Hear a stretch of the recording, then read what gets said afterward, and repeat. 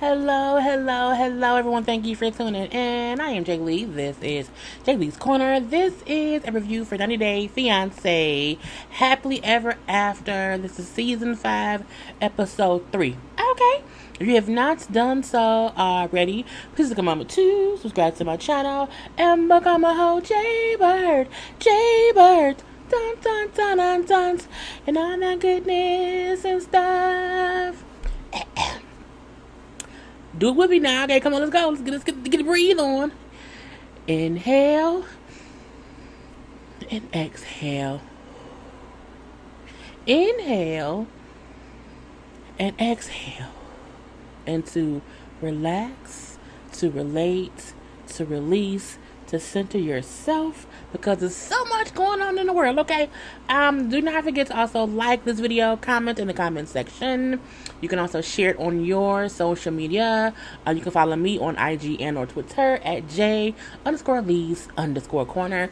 I post videos every day, so YouTube has been weird where sometimes we'll post a review and you can't really see it. Sometimes you have to come to our actual channel. It may not show up in your actual feed. So make sure if you don't see a video from me and you know a show I review, go to my channel because it's probably there, and YouTube is just being YouTubey. Okay, but let's get started with the people around here. Okay, Paul and Karine.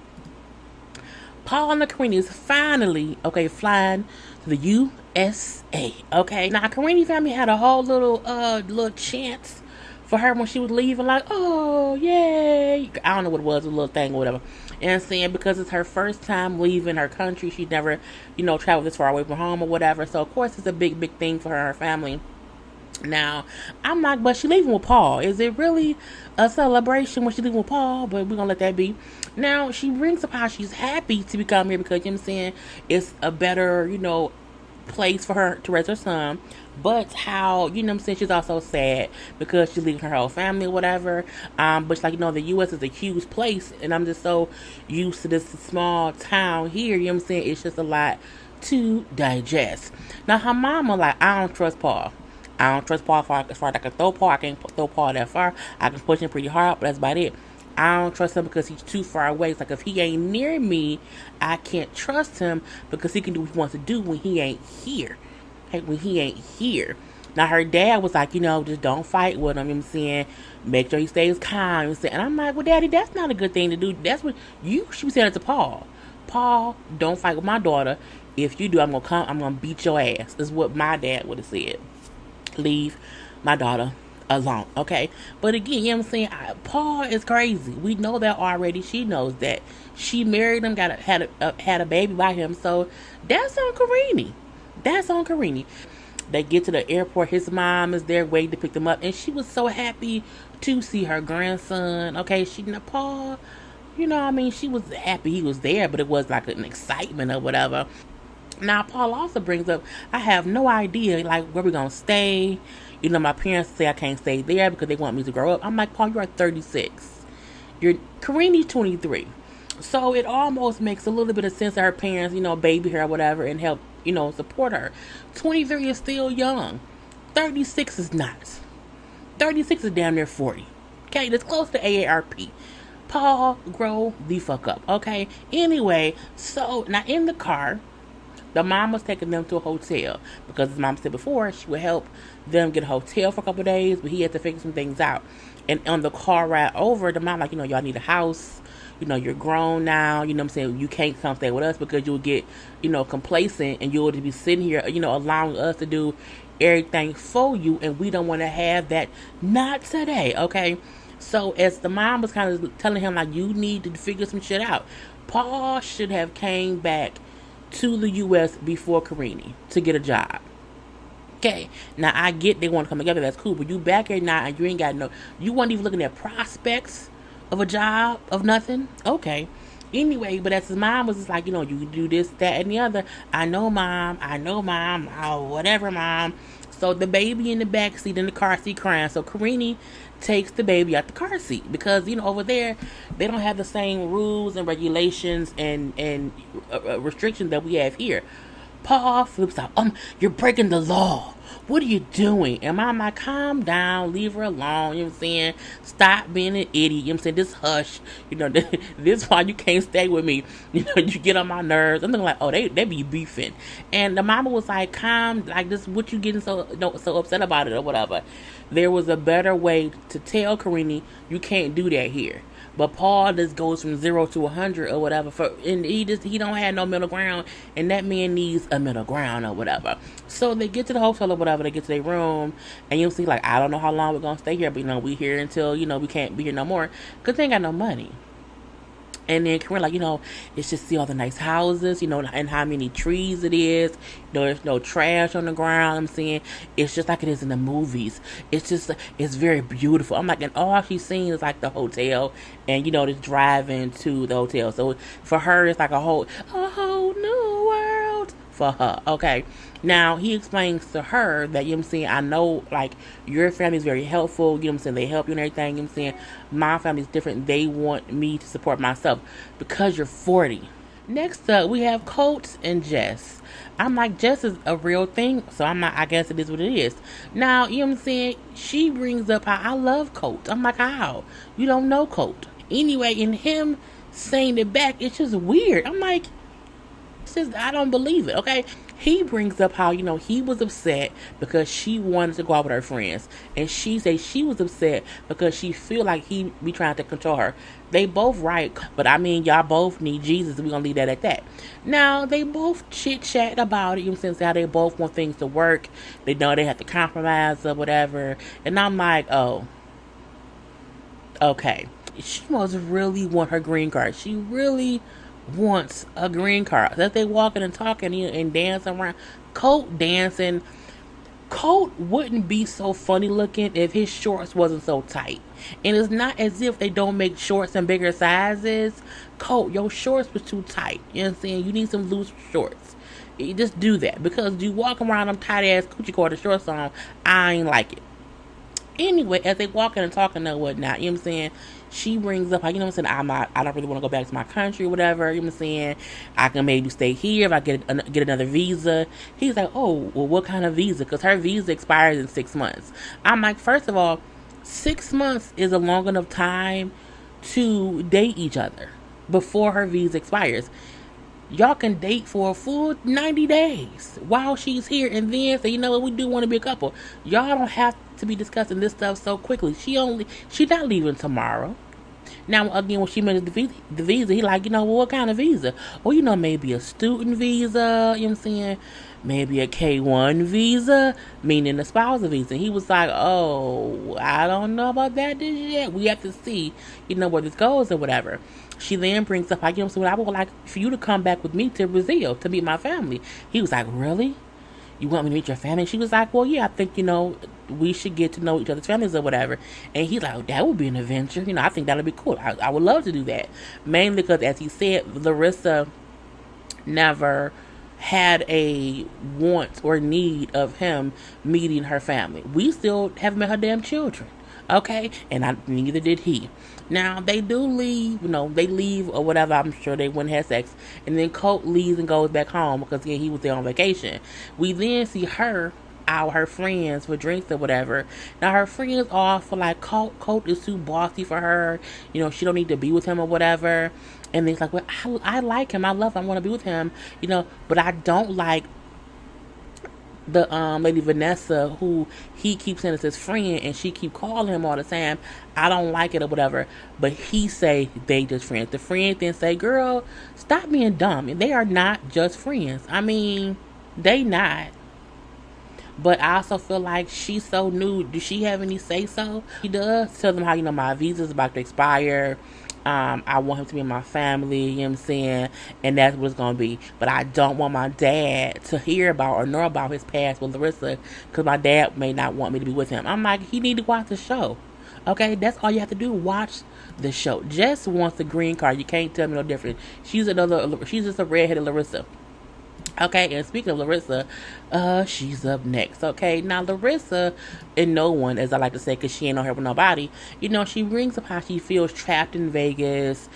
She has applied for her own green card, and she's nervous about how it's gonna go because of her past arrest and everything. I feel like she should not be granted a green card because she was arrested 3 times within the first 6 months of her being here. She should go back to where she came from. No tea, no shade. Like, that's no. If she hadn't been arrested and her coat just didn't work out, cool. Okay, she here, let her be here. She was arrested 3 times. Now, Colt is an asshole. We know Colt. Colt ain't innocent at all. At the same time, Larissa's batshit crazy. She just is. I mean, is she working? How is she even surviving in here? She's scratching and surviving, having good times. Girl, bye. Anyway, she brings the power. Of course, she feels trapped here and she wants to find a man, she wants to date people or whatever, but all the men on these dating websites only like tacos and hiking, and she don't like either. I'm like, bitch, how you don't like tacos? How you don't like tacos? Girl, bye. Anyway, so she goes to her friend who had like a little, no, her friend sets her up on a little blind date. Okay, little blind date or whatever with this dude named Matt. What Matt at? Now, Matt, first of all, reminds me of European Gigolo. Okay, y'all know that movie with, is it Rob Schneider?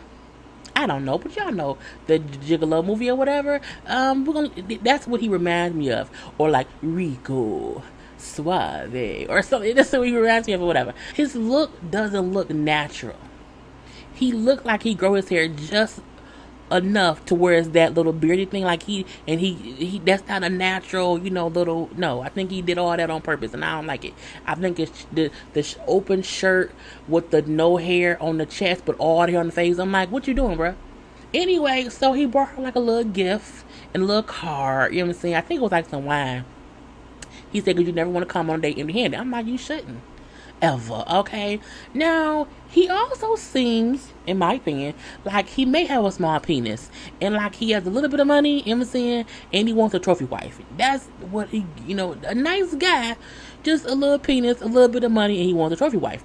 Now, he's asking some great questions. Like, what do you want in life? Like, what do you like? Well, I'm like a cat. Meaning sometimes I want to be bothered and sometimes I don't. I say, well, I mean, that's a good analogy. You know what I'm saying? He then asked, like, about, if she wants kids or whatever, like, what she wants to do here. And then she goes into how, well, I already have kids in Brazil. He's like, oh, well, why aren't they here? Well, I got married to this guy, whatever, not, they just weren't here yet. And I think he felt like, you here, but you had kids, your kids somewhere else. Like, how does that happen? How does that work? You're your mom. And so I think he was a bit confused. Okay. And then she brought up her arrest. As she talked more and more, he realized, oh, she's a bit crazy. Okay. He like, well, I usually would prefer to not date women who've been arrested, let alone been arrested multiple times. So he then asked, like, well, what do you want? Well, he didn't say it to her. He said it in the confessional. But he then asked Karla, like, well, what do you want in a man? And she said, one who has a citizenship. He said, oh, okay, cool. He's like, I'm looking to date someone like and be in love, and I don't think she's looking for love. I think she's looking for somebody who can get her a green card. And I say she is. We see her go to her friend's like medical type spa, and she's getting one of those like electro body sculpting shocking things that tightens your glutes or whatever. It helps tighten the body. And the friend, like, Larissa's had some work done. Like, she's really been, glowing up. She's been under the knife. She's been under the knife. She's been under anesthesia. Okay. Anyway, so she brings up how, I saw online that Coty has a girlfriend, and that she's Brazilian. Well, and I think I should warn her about Coty, so she can avoid my situation. I feel like Larissa was crazy and was fighting with Colt and fighting with his mom. I think Jess may not have that same issue, and Jess is so new. Larissa has no reason to say what happened between me and Colt, what happened with you and Colt. Larissa's jealous. Period. Okay. So the friend, like, are you trying to like help her for real, or are you trying to break them up? Like, which one is it? Well, I want to bury Colt, and I want to call her and tell her what happened between me and Colt. I mean, for the most part, she can watch the show. Elizabeth and Andre. I still don't like Andre, But Elizabeth picked him, and she allows him to be a mooch, and she allows him to feel like her daddy's money is his money, so we can't be upset about that. Now we do see them video chat. We do see them video chat his parents over in Moldova, okay? Because it's now Andre is extremely happy that Elizabeth's daddy will pay for their wedding. And, we're gonna be there. We're gonna stay about 3 weeks. We're gonna stay with you. And she like, we didn't. We didn't discuss that, because as he's talking in whatever, in Moldovan language, I don't know what exactly, I think it's Russian or whatever. She can only understand bits and pieces. She understood 3 weeks, and she understood, the fact that he was saying they were at their house, and that he was like, "What? We didn't discuss." I know. I wanted us to rent a little house. You know what I'm saying? And me, you, and my parents and my family, we did a house or whatever, but we didn't discuss living with your parents the whole time was there. Now, I don't know. He do bring up how his parents' house has 4 bedrooms, so they should be fine. Her compromise was, we'll go there, stay at your parents' house for a couple of days, and if I don't feel comfortable, we're gonna have to leave and go stay somewhere else. That would have been good for me. I wouldn't have minded coming, like, for the first 4 days we stay at the parents' house. Just to have time with the parents can spend time with the baby, but I would not want to be there for 3 weeks staying with his parents. Now, her explanation of, my family hasn't been there before, they don't speak the language or whatever, like they don't know the places to tour, so I thought we could all be together. Y'all can still do that even if you and your family aren't in the same house or whatever. But Andre's response of, they have money, they can hire a translator and figure things out. I'm like, he really likes spending other people's money. We then see her mom, and her sisters or whatever go wedding dress shopping, because she has to find the perfect wedding dress for the wedding. Now, 2 of her sisters, the 2 sisters who have the newest babies, are not going, because again, they have new babies and they can't make it this quick or whatever. And I'm like, well, okay. And the one sister say, I feel like Andre made this wedding at the last minute on purpose, so that he knew we all could not make it or whatever, and he just been an asshole. And now, like, I'm just sad because I won't be there for you, and I want to be there. You're gonna find your perfect. I'm like, girl, why are you up here making this about you? She's looking for her dress. Shut up, sister. But she finds a dress that's amazing. Where is it at? That she wanted, because the mama was then complaining. Her face looks dumb, I know that, but just ignore it. The mama was complaining because she had to be conservative with the dress she picked, because his family is Orthodox. So the mama, why does she have to be, dressed down? Because his family. I'm like, bitch, she's American. I'm like, you can't marry someone who is of a different faith or whatever, race or whatever it is, and think that you don't have to acknowledge it and bend in some kind of way. It's her second wedding, okay? And the dress she has is fine. They found a little shawl because her boobs was really, really out or whatever. The dress looks better in person. I also got a quick shot because I didn't care that much. Tanya and Sinjin, girl. He's going on his first job interview for bartending, because he has to get a job because she can't work right now. But before he leaves for his job interview, she's like, could you help me get my clothes and help me take a shower before you leave or whatever? I'm like, okay, because her foot is messed up, so she needs help around the house. I'm like, girl, that's fine. Because if she said, I have not taken a shower since yesterday. No, I did not take a shower yesterday. So I'm like, you ain't took a shower in 2 days? Ew. Now, he say how he feels pressure to get a job because she isn't working, and they got a new place, they got bills or whatever, so I just have to kind of get this job. Now, at the interview, you can tell he nervous because he keeps talking about everything. My wife was in a car accident. I'm from South Africa. I came here on a little visa. We had, he gave the whole breakdown of the season before. They asked him if he's good at pouring cocktails. Now, he was at like an Irish pub. It was Irish or Scottish, I don't know.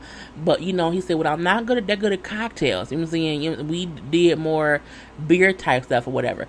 So he then said, well, okay, can you let me see how you pour a pint of Guinness? And I'm like, well, don't you just pour it in the cup? But I guess it's a certain way to pour it to make it be the right way or whatever. Now, he doesn't do good. He doesn't do bad. But you can tell he needs a little more experience in that or whatever. But again, different bars do different things. So even a bartender may not be able to be a good bartender at a different kind of bar. And that's what's happening with Sinjin. And now he doesn't really get the job. The guy said, I'll talk it over with my partner. No, I'll talk it over with the manager. And we'll get back to you.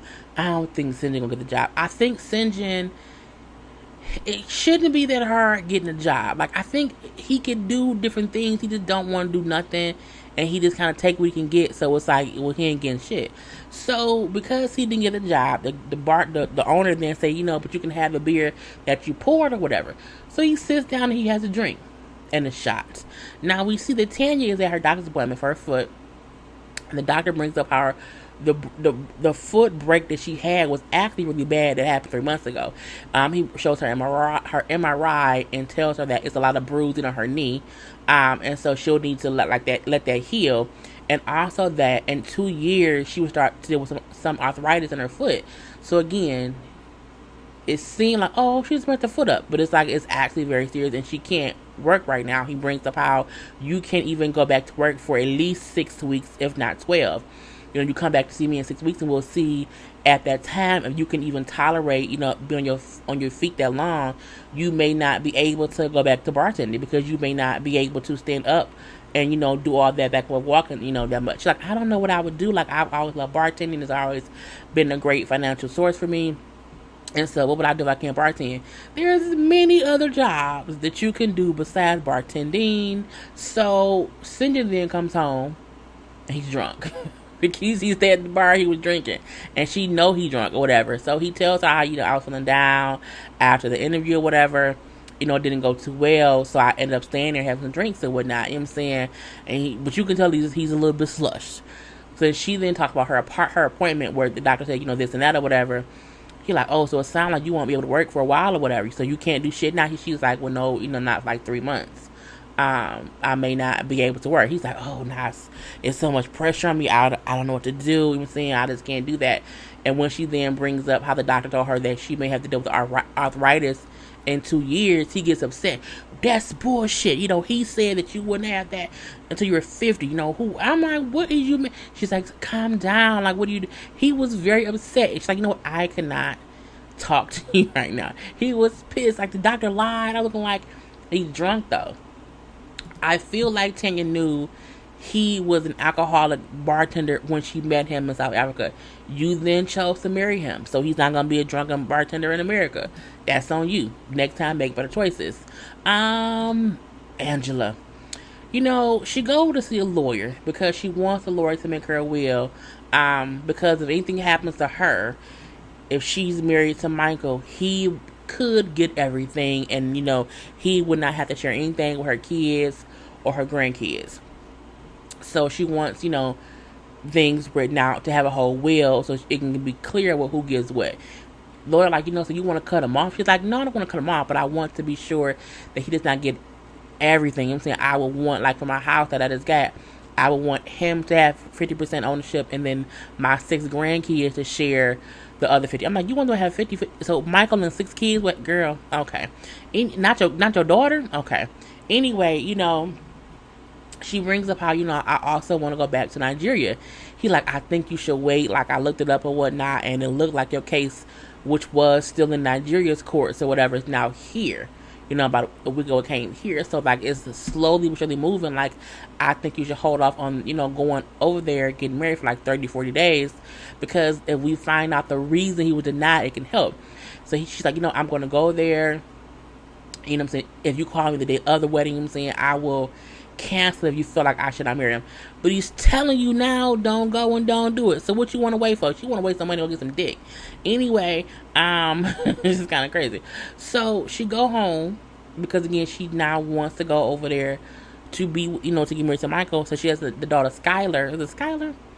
This Sky something.